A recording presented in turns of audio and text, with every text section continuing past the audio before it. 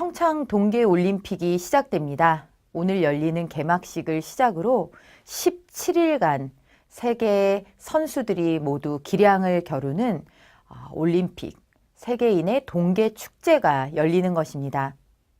이날을 위해서 열심히 땀 흘리고 준비한 우리 선수들의 선전을 응원합니다.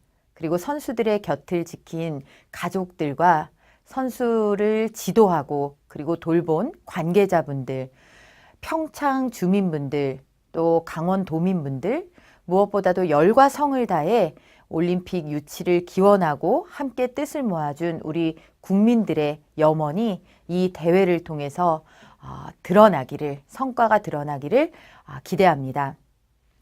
평창 동계올림픽 정말 이렇게 준비 과정에 많은 이야기가 있기도 어려웠을 겁니다. 이유는 단 한 가지입니다.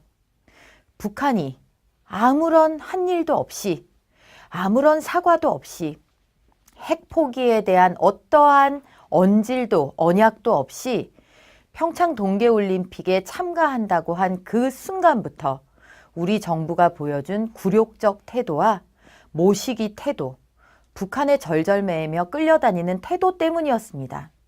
태극기를 내리고 억지로 한반도기를 올리고 우리는 떼어낸 태극기, 그들의 가슴에 당당히 달려있는 김일성, 김정은 일 부자의 배지, 이런 것들이 국민들의 공분을 샀던 것입니다. 남북 단일팀을 만들겠다면서 열심히 준비한 우리 여자 아이스하키 선수들의 기회가 박탈당하는 일이 벌어졌습니다. 이 모든 일들을 통해서 우리는 문재인 정부가 허울뿐인 평화를 위해서 정작 우리가 소중히 여겨야 할 것, 지켜야 할 것을 잊고 방치하고 있다라는 강한 확신을 가질 수 있었습니다. 그동안 우리가 했던 우려들이 현실로 눈앞에 나타나는 모습을 목격했습니다.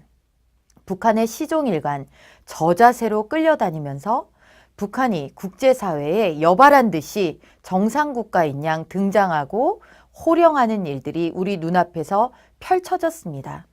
오죽하면 평양올림픽, 오죽하면 평창유감이라는 노래가 인구에 회자되었겠습니까?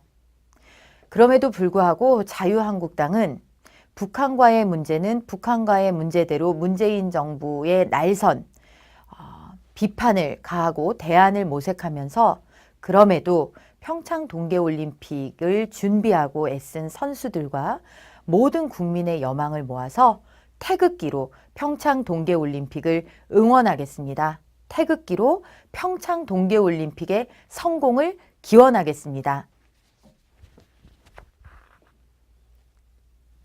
평창 하늘에 자랑스러운 태극기가 휘날리고 태극기로 우리 선수들의 땀과 눈물을 응원하고 격려할 수 있기를 기대합니다.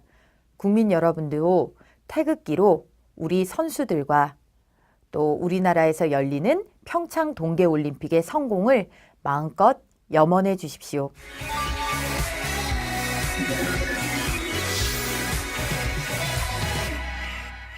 지난주는 국회에서 대정부 질문이 이어졌습니다. 그간 문재인 정부에서 해온 여러 정책들에 대해 국무총리를 상대로 국회의원들이 질의를 하는 그런 시간들이었습니다. 이 자리에서 보여준 이낙연 총리의 모습은 그 이전 대독 총리, 의전 총리라는 비난을 받았던 이전 총리들과 하나도 다를 바가 없는 그런 모습만을 보여주었습니다. 책임은 회피하면서도 책임 총리가 되려고 노력한다라는 그분의 말씀을 어떻게 받아들여야 할지 모르겠습니다. 최저임금제를 비롯해서 교육 분야, 경제 분야, 원전 모든 분야들에 걸쳐서 있는 짧다면 짧은 이 문재인 정부 동안의 실책을 총리는 인정하지도 어떻게 개선하겠다는 명확한 답변도 내어놓은 것이 없습니다. 저는 대정부 질문자로 참여해서 이낙연 총리와 정치, 외교, 안보 현안에 대한 질의를 해보았습니다. 이 자리에서 여러 가지 문제가 있지만 저는 좀 깜짝 놀랄 일을 목격했습니다. 제가 그 여자 단일팀, 여자 아이스하키 단일팀의 시범 경기를 지켜보는 북한 참관인의 가슴에 달린 배지를 가리키며 이 배지가 무엇인지 아십니까? 라고 물었을 때 우리 눈에 명백히 보이는 김일성, 김정일 배지라는 말을 총리가 하지 못한 것입니다. 처음에는 보이지 않는가 해서 확대된 사진을 보라고 말씀을 드렸는데도 대답을 끝내 하지 못하고 그거 북한 사람들이 가슴에 많이 달고 다니는 배지, 이렇게 답변을 했습니다. 왜 그랬을까 생각을 해보니 이유가 짐작이 됩니다. 김일성, 김정일이라는 북한의 최고 존엄이라고 하는 그들의 이름을 총리가 어떤 존칭 없이 부르기가 정치적으로 부담스러웠을까요? 북한의 눈치가 보였을까요? 그렇다고 어떤 직함을 붙이자니 이번에는 우리 국민들의 눈초리가 의식이 되었을까요? 있는 현상을 있는 현상대로도 말을 하지 못하는 이 정부의 총리의 모습에서 북한에 대한 굴종의 끝자락을 보았다라고 생각합니다. 평창 동계올림픽을 앞두고 육해공, 북한에 대한 모든 제재 조치가 뚫렸다라는 말이 나왔습니다. 먼저 2월 6일 북한 예술단이 만경봉 92호를 타고 강원도 동해 묵호항에 입항을 했습니다. 천안함 폭침 이후 5.24 조치로 인해서 입항이 금지된 북한 선적이 당당히 올림픽이라는 구실로 들어온 것입니다. 애초 육로로 오겠다는 이들이 왜 느닷없이 만경봉호를 고집했는지 우리는 다 알고 있지 않습니까? 5.24 제재 조치가 그저 부지불식간에 이렇게 허무하게 뚫려버린 것입니다. 이 정부가 그렇게 기꺼이 북한의 올림픽 관계자를 최고급 회담을 연다면서 초대하면서 과연 천안함 폭침의 희생자들, 그 가족들에게 어떠한 양해라도 구한 바가 있는지, 금강산 관광 갔다가 끝내 돌아오지 못한 박광자 씨의 가족들에게는 어떠한 양해라도 구했는지, 현송월의 만연한 웃음 뒤에 가려진 그분들의 가슴 메이고 국가에 배신당한 것과 같은 그런 마음들에 대해서 단 한순간이라도 생각해 보았는지 궁금합니다. 항공기도 마찬가지입니다.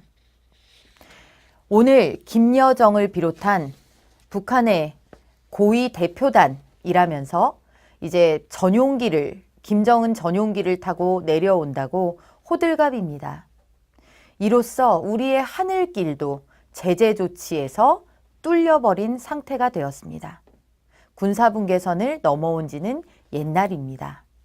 육해공 모두에 북한은 변한 것이 하나도 없는데 모든 길을, 모든 제재 조치를 뚫어준 문재인 정부.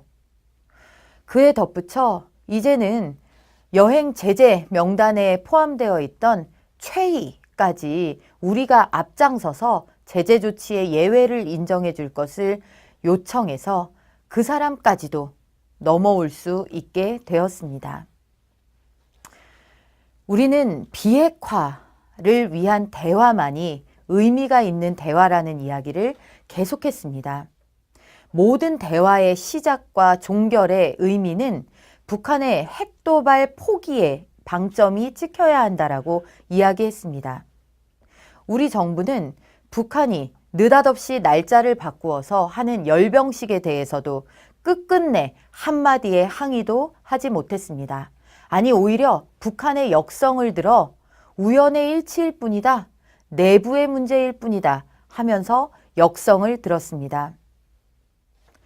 이에 더해 이제는 북한에 대해서 제재 조치에 예외를 가해줄 것을 우리 정부가 앞장서서 나서고 있는 것입니다.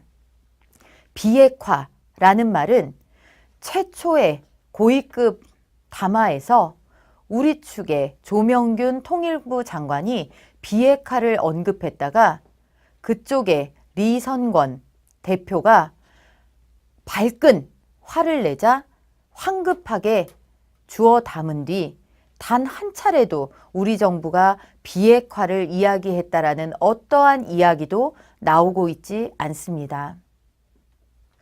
그런데 참 대조적인 것은 미국의 행보입니다. 오늘 미국의 마이클 펜스 미 부통령은 우리 천안함에 폭침된 천안함을 보기 위해 탈북자들과 함께 평택항을 찾았습니다. 문재인 대통령과의 담화를 통해서도 강력한 대북 압박의 의지를 천명했습니다. 미국은 북한에 대해서 더 이상의 끌려다니기식 대화, 그들에게 시간만 벌어주는 대화를 하지 않겠다라는 이야기를 하고 있습니다. 뿐만 아니라 마이클 펜스 미 부통령은 평창 동계올림픽에 참석하면서 미국에서 고문 끝에 죽어간 원비어의 부모를 초대해서 같이 개막식에 참석하여 옆자리에서 볼 것이라고 합니다. 이를 통해 국제사회에 북한이 얼마나 가혹한 인권 탄압국인지를 알리고 탈북자들이 그리고 아직도 북한의 김일성, 김정일, 김정은으로 이어지는 3대 세습의 압제 속에서 살아가는 북한 주민들의 실상을 알리는데 아마 큰 보탬이 될 것입니다. 우리 정부가 외면한 사람들, 우리 정부가 외면해버린 탈북자 그리고 북한 인권의 문제를 미국이 트럼프 대통령을 비롯하여 부통령에 이르기까지 세세하게 챙기고 있는 것입니다. 정작 당사자인 우리 정부에 무기력하다 못해 일방적으로 북한에 의해 끌려가는 우리 정부, 문재인 대통령과 청와대, 정부 관계자, 집권 여당, 그들에게 논리를 제공하는 외곽 그룹에 이르기까지 과연 대한민국을 어디로 끌고 가려 하는지 참으로 걱정스럽습니다.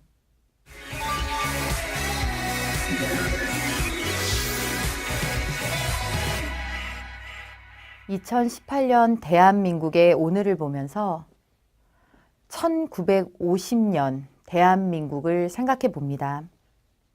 그때 자유민주주의를 지켜내기 위해서 우리와 우리의 우방들이 피 흘리며 싸웠던 이유는 인류에게 없어서는 안 될 가치인 자유를 지켜내기 위해서였습니다.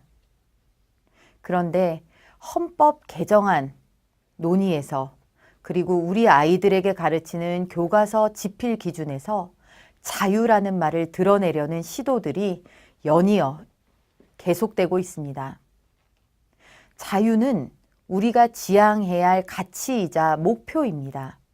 민주주의는 그 목표를 달성하기 위해서 가는 데 있어 다수가 동의하는 룰을 따르겠다라는 일종의 방법론입니다. 민주주의 앞에 어떤 것도 붙어도 되는, 그것이 사회민주주의든 북한식의 인민민주주의든 어떤 것도 붙어도 되는 그런 함정이 있다라는 것을 우리는 잊어서는 안 됩니다. 우리가 민주주의 앞에 허용할 수 있는 것은 자유뿐입니다. 그것이 우리를 북한과 구별짓고 우리의 기적을 설명할 수 있는 유일한 단초입니다.